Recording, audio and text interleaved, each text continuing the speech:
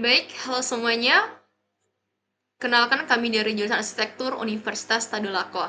Nah, sekarang kita akan membahas tentang presentasi tugas struktur dan konstruksi 3 tentang bentang lebar yang di dosen pengampunya itu adalah Fahriyadi. Nah, sebelum itu kita harus mengetahui anggota kelompok dari tugas ini. Yang pertama itu ada saya sendiri, Mutmainah M, dengan NIM F221-22051.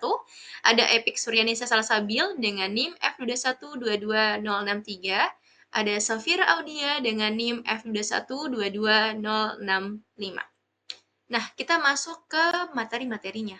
Nah, materi-materi ini ada 3 pokok pembahasan. Yang pertama ada sloof, yang kedua ada kolom, dan yang ketiga itu ada balok. Tapi sebelum itu, kita harus masuk dulu pengertian dari ketiga materi pokok ini. Oke, kita pertama masuk ke sloof. Sloof adalah struktur dari bangunan yang terletak di atas fondasi dan memiliki fungsi untuk meratakan beban fondasi. Sedangkan kolom merupakan komponen struktur bangunan yang tugas utamanya menyangga beban aksial tekan vertikal atau PN dan momen nominal atau MN pada sebuah bangunan. Dan balok merupakan salah satu bagian yang penting dalam sebuah struktur bangunan yang berfungsi untuk menahan beban struktur atas dan menyalurkannya ke kolom. Kita masuk ke input dari struktur sendiri. Nah, input sendiri terbagi menjadi 3 bagian lagi, yaitu ada tujuan, dasar pertimbangan, dan kriteria. Untuk tujuannya sendiri yaitu merencanakan struktur yang aman, kuat, efektif, dan sesuai kondisi lingkungan, sesuai dengan jenis bangunan bentang lebar dengan fungsi bangunan bentang lebar. Nah, adapun dasar pertimbangannya itu pertama, dapat menahan beban konstruksi. Yang kedua, beban bangunan sebagai fungsi bangunan bentang lebar. Yang ketiga, mudah dalam pelaksanaan konstruksi dan efektif. Yang keempat, sistem struktur yang digunakan bentang lebar sesuai peruntukan fungsi bangunan dalam menunjang aktivitas. Dan yang terakhir, ramah lingkungan yang sesuai berdasarkan kondisi lingkungan berada. Nah, adapun untuk pokok kriterianya yang pertama itu ada dapat menahan beban konstruksi, biaya relatif terjangkau, ramah lingkungan, beban material mudah didapatkan, tahan terhadap cuaca, mudah dalam pelaksanaan, dan daya tahan gempa. Oke, kita masuk ke dalam pokok pembahasan pertama yaitu sloof. Nah, sloof di sini kita memiliki ada analisis jenis materialnya. Yang pertama ada sloof beton bertulang. Sloof beton bertulang itu memiliki kelebihan yang pertama kekuatan yang tinggi, daya tahan lama, dan fleksibel. Kekurangannya mahal, pengerjaan yang rumit, dan pengerjaan yang lama. Adapun untuk sloof kayu, kelebihannya mudah pengerjaan, murah, kekurangannya kekuatan terbatas, rentan terhadap rayap dan cuaca. Adapun sloof batu bata, kelebihannya mudah ditemukan, isolasi panas yang baik, kekurangannya kekuatan terbatas, rentan terhadap retak. Nah, adapun perhitungan sloof dapat diakses melalui link YouTube di bawah ini. Dan untuk output dari sloof sendiri akan dibahas oleh teman saya Safira Audia di bagian akhir nanti. Nah, untuk next itu adalah pembahasan kolom. Terima kasih. Selanjutnya, saya akan menjelaskan tentang kolom. Selanjutnya yaitu input dari kolom. Tujuannya untuk keselamatan struktural dan juga fungsi dan operasional menciptakan ruang yang luas, bebas hambatan, dan juga ketahanan terhadap gempa. Selanjutnya terdapat dasar pertimbangan. Dasar pertimbangan ini meliputi lokasi geografis yang mempertimbangkan lokasi ini yang berada di zona gempa. Selanjutnya yaitu jenis tanah. Jenis tanah ini di lokasi proyek mempengaruhi jenis atau respon bangunan terhadap gempa. Selanjutnya juga standar peraturan. Ini mengikuti standar peraturan standar nasional Indonesia yang telah ditetapkan. Dan juga kondisi cuaca. Selain gempa juga terdapat juga kondisi cuaca seperti angin kencang atau beban angin yang harus diperhitungkan. Dan juga terdapat material bangunan yang mana kita harus memilih material yang fleksibel. Namun terdapat kekuatan berdasarkan bangunan tersebut. Oke, beton bertulang. Beton bertulang ini memiliki kelebihan dan kekurangan. Kelebihannya yaitu kekuatan tekan yang tinggi, jadi memiliki kekuatan tekan yang sangat baik.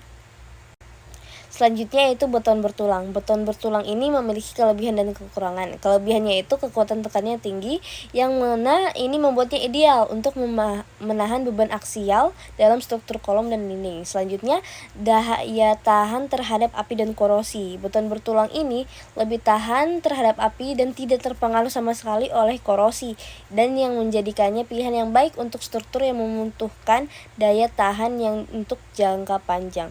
Selanjutnya, dia juga memiliki biaya yang relatif murah karena materialnya tersedia dengan mudah dan pengerjaan betonnya bisa dilakukan secara lokal. Dan juga dia memiliki kemampuan adaptasi bentuk, atau kita bisa sebut dia fleksibel ya guys. Lalu perawatannya relatif rendah. Tapi dia juga memiliki kekurangan. Kekurangannya seperti berat yang lebih besar.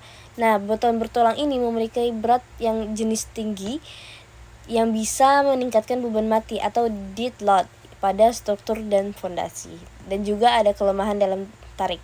Beton memiliki kekuatan tarik yang rendah sehingga memerlukan tulangan baja. Jadi dia memerlukan tulangan baja di strukturnya untuk memperkuat kondisi gaya tarik seperti pada momen dan beban geser.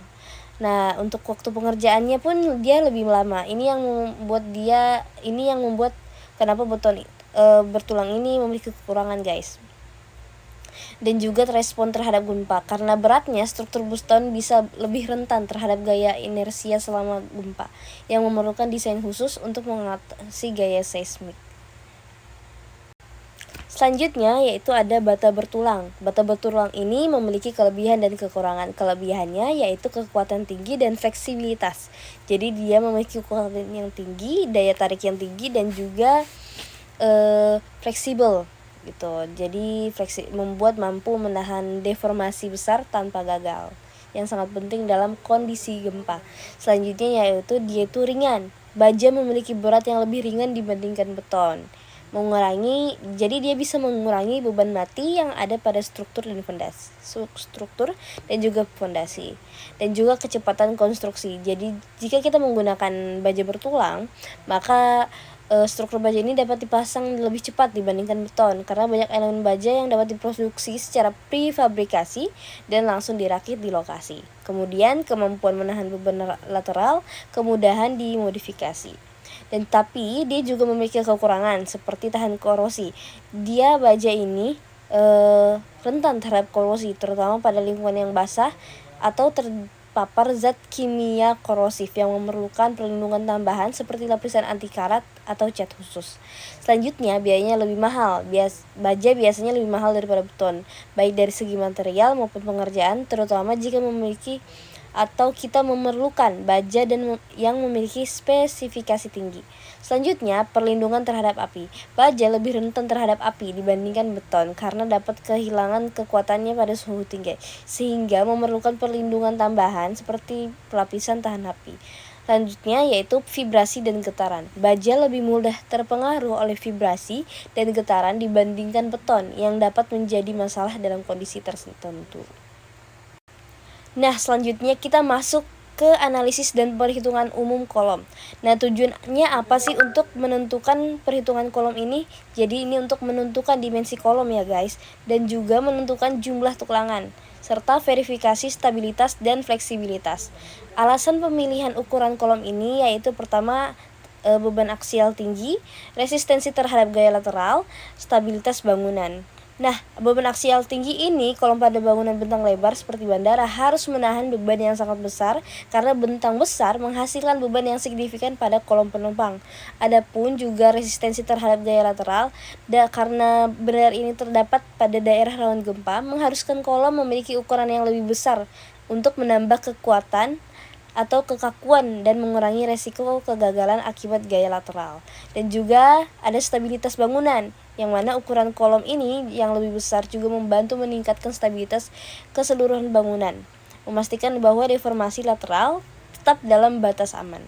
Selanjutnya, kita akan lanjut ke perhitungannya. Perhitungan kolom bertulang seperti yang sudah saya tulis di sini, yaitu ada asumsi data dan input. Teman-teman bisa lihat di sini ada beban aksial kolom 1500 kN sebagai contoh, kekuatan beton 30 MPa, Terus kekuatan tulang baja ada 400 MPa, faktor keamanan 0,65 untuk beton dan 0,90 untuk baja.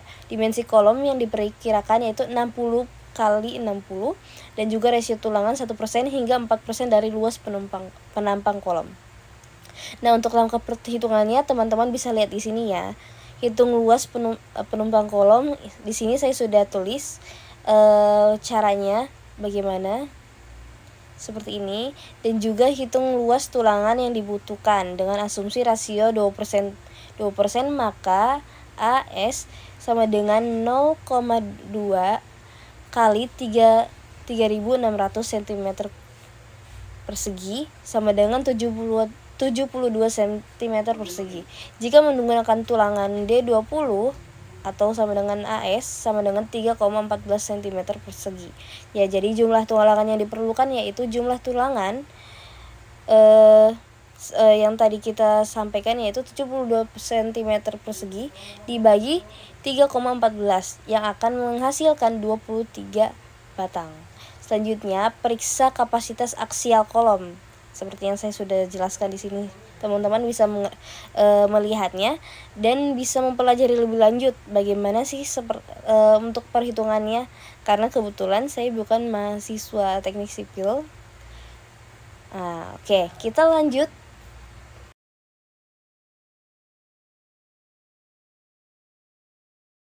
Selanjutnya kita juga masuk ke perhitungan kolom baja bertulang. Ini hampir sama caranya seperti yang tadi, tapi ada sedikit berbeda. Jadi kita terdapat asumsi dan data input. Jadi asumsi data input ini meliputi beban aksial kolom dan juga material baja yang digunakan, tegangan izin baja, dan juga dimensi awal kolom, dan yang terakhir faktor keamanan. Adapun angka perhitungannya ini dia lebih sederhana dibandingkan perhitungan kolom beton bertulang, teman-teman. Teman-teman bisa lihat di sini.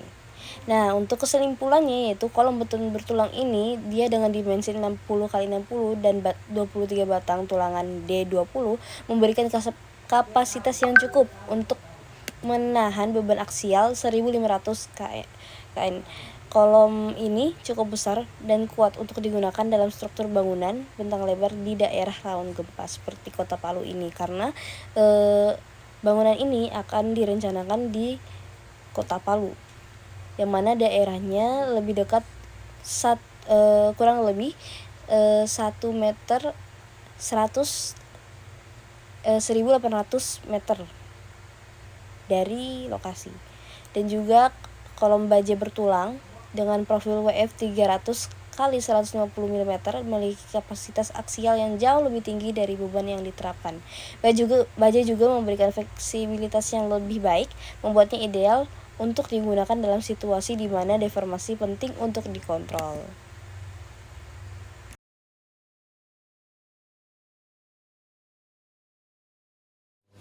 Baik, lanjut kita ke balok. Baik, langsung saja kita akan menganalisis jenis-jenis balok. Yang pertama itu ada namanya balok beton betulang, yang dimana balok beton betulang ini memiliki kelebihan seperti kekuatan yang tinggi, tahan api, fleksibel terhadap desain, dan kekurangannya itu dia berat, kekuatan tariknya terbatas, dan waktu pengerasannya juga lama. Nah, terus kita berlanjut ke balok baja, yang dimana balok baja ini memiliki kelebihan kekuatan yang tinggi dan dia juga ringan. Terus pemasangannya cepat, fleksibilitas terhadap desain juga baik. Nah, kekurangannya itu tahan api, korosi, biayanya juga mahal.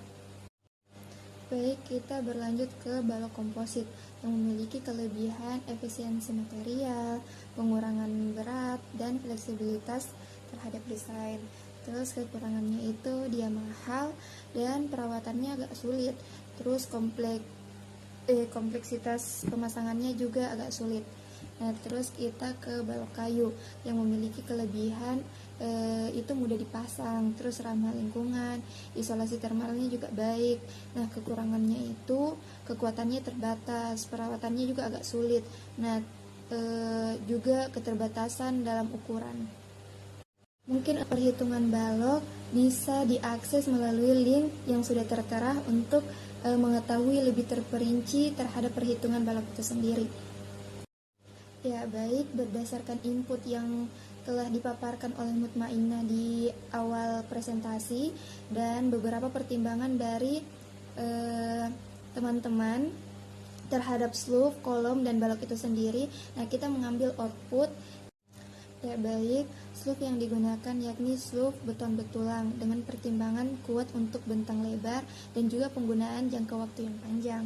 Nah, terus kalau untuk kolom itu sendiri, dari hasil analisis struktur rangka yang akan digunakan pada bangunan Bandar Udara Internasional berdasarkan dasar pertimbangan dan kriteria yang ada, yaitu menggunakan rangka baja dan dikombin dengan beton betulang. Nah, rangka baja akan digunakan sebagai rangka utama dan rangka beton betulang sebagai rangka struktur yang akan menunjang struktur utama. Nah, untuk balok itu sendiri kita akan memakai balok komposit karena dalam banyak kasus juga hasil dari analisis struktur untuk bangunan bentang lebar, balok komposit ini baik digunakan karena kemampuannya untuk menahan beban itu sangat besar dengan ketebalan yang relatif kecil.